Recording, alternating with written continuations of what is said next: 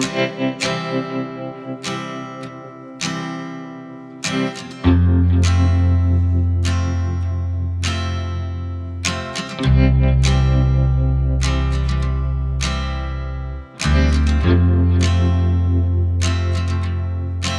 out here in Hooper, Utah, in the very place where John C. Fremont stood in 1843.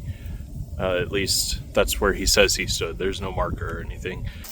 You can see this stunning view all around me of the Ogden Bay waterfowl area, and there is Fremont Island right behind me. We're going to talk about that and a few more spots here in Hooper, Utah today.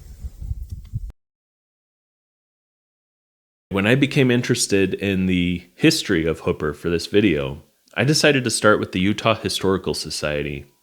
They have a database of historic markers, but it only lists 3 sites in Hooper. That seemed unusual, especially since I looked on Wikipedia and saw this sign. Another thing is, how do you pronounce Hooper? I'm saying Hooper, and I think that that's historically correct. But I've also heard Hooper, which I say in this video, and I've even heard Hupper, which I don't know how you get that, but I've heard it from multiple people, so I'm assuming that that is also a correct way to pronounce it. The first house in Hooper was built by Honorable William H. Hooper in 1854. This particular monument is important not just because of what it commemorates, but it's a piece of history on its own. I hope it's okay that I just drove into their backyard. It looked like a construction site back there, but I think it's actually a farm.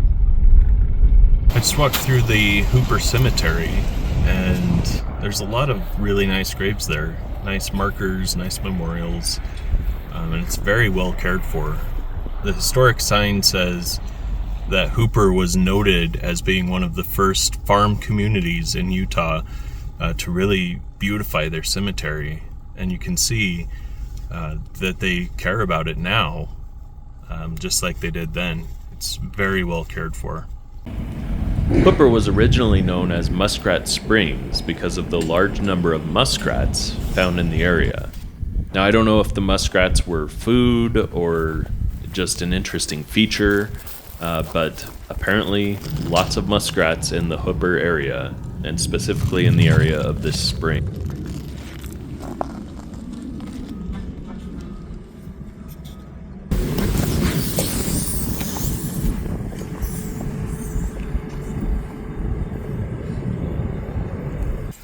Here at the Hooper City Park, where there are several things that are partially cut down. We're going to take a look at one of them right now. This is what remains of the old flagpole here at Hooper City Park. It was near this flagpole that President Ronald Reagan addressed a pretty large crowd for a small town.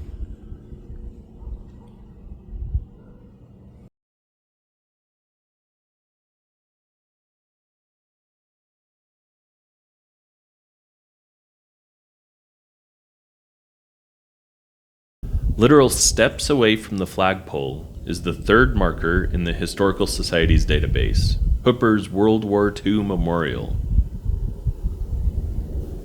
This memorial isn't terribly old, but it's one of 38 World War II memorials in the state of Utah. It has 127 names on the memorial, which was around 12% of the town's population in the 1940s. And the second thing that's partway torn down here in the Hooper City Park is this tree. I don't know the story about it and why they saved so much of the stump, but there it is. This park has always been a community celebration center. Annual traditions are Independence Day, Pioneer Day, Tomato Day, and New Year's. If you think I should come back and do a video about Hooper Tomato Days on Labor Day weekend, let me know in the comments. I don't know what it is with places putting historic marker signs in uncomfortable places. This one is right in front of an elementary school. like literally walk up to the door in front.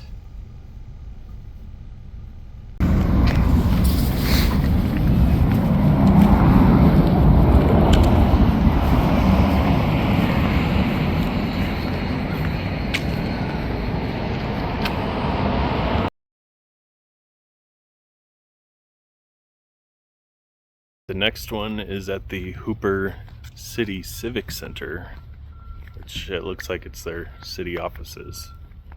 At this point, having driven around a little bit, I decided to be brave and go inside this community center and ask if there were any maps for the locations of these signs. And if you know me, it was a big enough deal that I went in and asked. So I wasn't going to go in with my cameras blazing, trying to get information.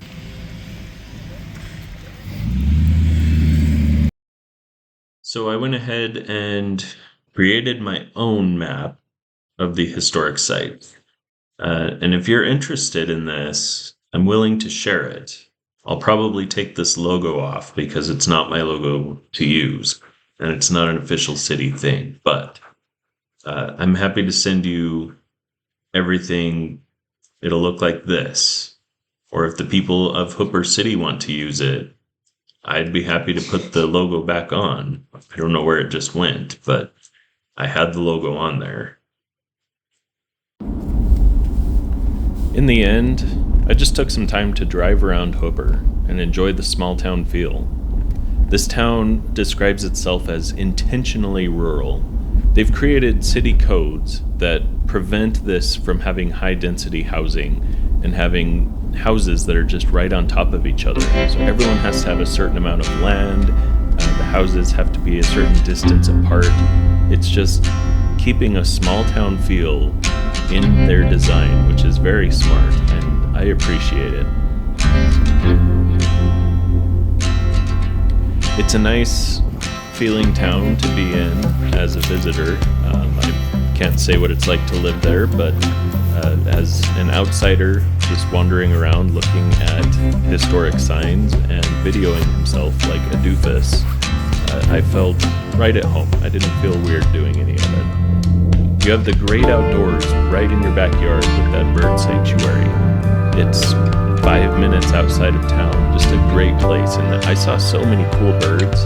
I don't know what they were because I don't know about birds, but there were these huge ones that like jumped up in the air and they just floated for a second before their wings started carrying them away. Just humongous birds. It was super cool. Anyway, go visit Hooper, Utah, a historic town in Davis and Weber County, Utah. I'm sure there's a story there, but I could not find it.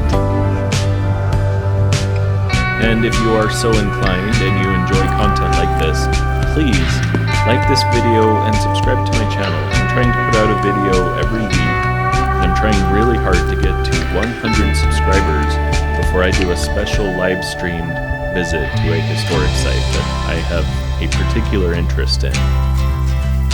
Alright guys, it's 38 degrees, ankle deep in this Salt Lake clay.